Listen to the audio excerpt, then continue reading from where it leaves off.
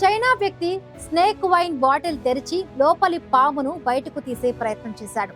అయితే ఆ ప్రయత్నంలో అది ఒక్కసారిగా కదిలి కాటు వేసింది. ఈ ఊహించని పరిణామంతో ఆ వ్యక్తి కేకలు వేయడంతో చుట్టుపక్కల వాళ్ళు హాస్పిటల్కు తరలించడంతో ప్రాణం దక్కింది.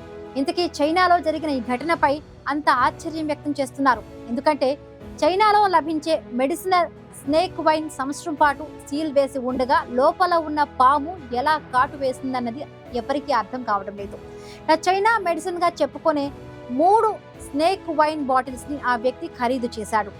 సంవత్సరం పూర్తయిన తరువాత ఒకదానిని తెరిచే ప్రయత్నంలో పాము కదిలి కాటు వేసిందని చైనా టైమ్స్ పత్రిక కథనాన్ని ప్రచురించింది. అయితే ఈ విషయాన్ని పరిశీలించిన నిపుణులు పాములు ప్రకృతిపరమైన కష్ట సమయాలలో ప్రాణాలు నిలుపుకునే హైబర్నేషన్ స్థితిలోకి వెళ్లిపోతాయని చెప్తున్నారు. భూమిలో కూరుకుపోయి సంవత్సరాల పాటు జీవిస్తాయని చెప్తున్నారు. బహుశా ఆ బాటిల్లోకి గాలి దూరే సందు ఉండవచ్చని, అందుకే అది సంవత్సర కాలం పాటు జీవించి ఉండవచ్చని చెబుతున్నారు. చైనాలో స్నేక్ వైన్ కు మంచి డిమాండ్ ఉంది.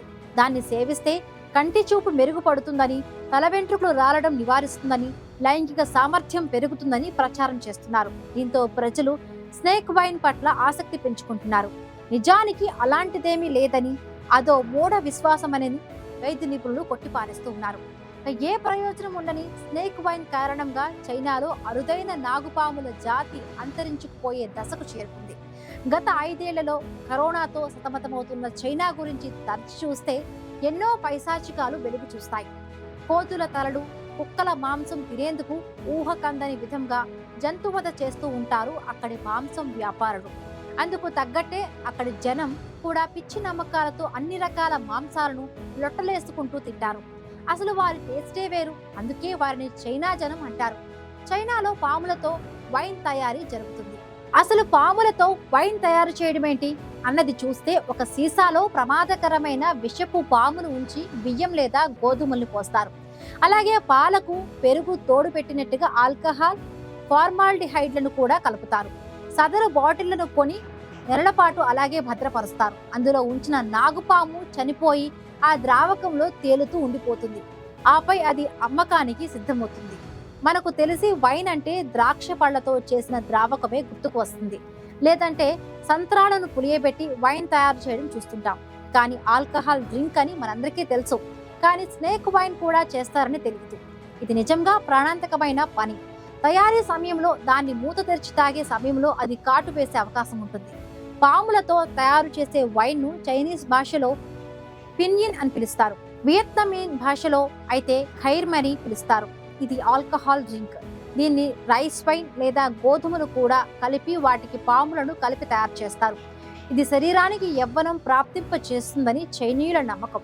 ఇదంతా శాస్త్రీయంగా రుజువైన విషయమేమీ కాదు. కేవలం డ్రాగన్ పీపుల్ నమ్మకం మాత్రమే. వీరి నమ్మకాల కారణంగా చైనాలో నాగుపాములు, కింగ్ కోబ్రాలు అంతరించుకుపోయే దశకు చేరుకుంటున్నాయని ఓ అధ్యయనంలో తేలింది.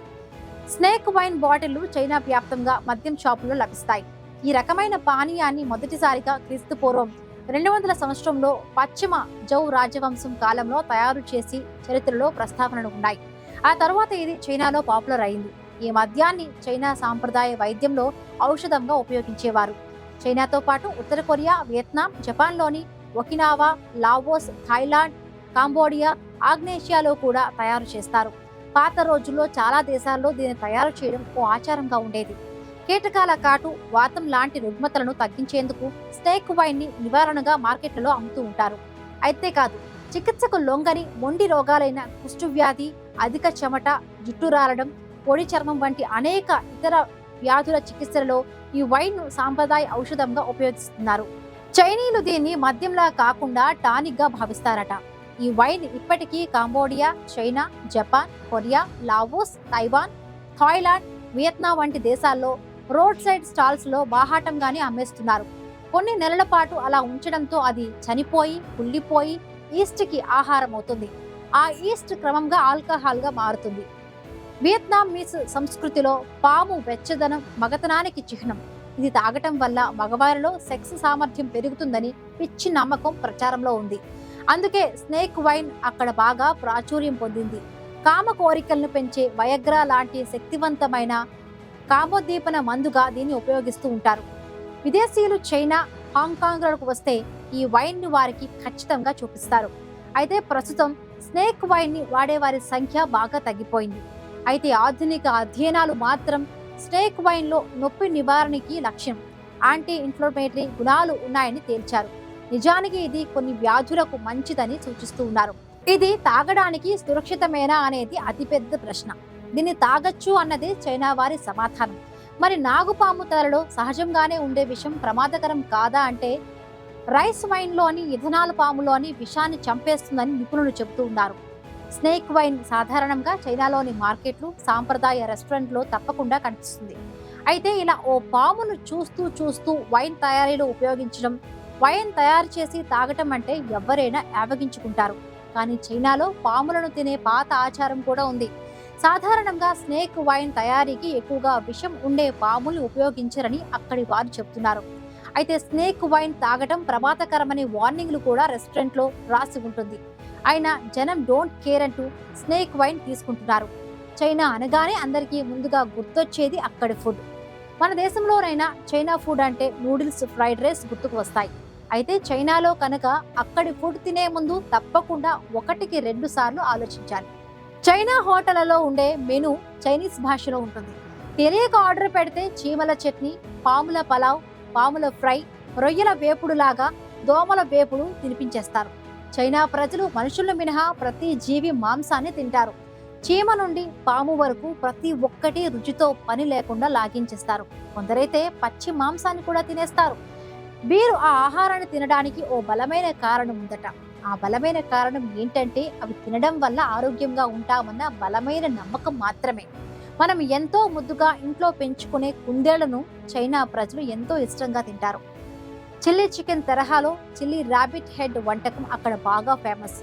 చైనాలోని సిచుహాన్ ప్రావిన్స్ లోని చెంగ్దూలోని ఇది ఎక్కువగా లభిస్తుంది. గాన్స్ ప్రావిన్స్ లోని లాంచవాలో పావురాలను నూనెలో వేయించుకుని తింటారు.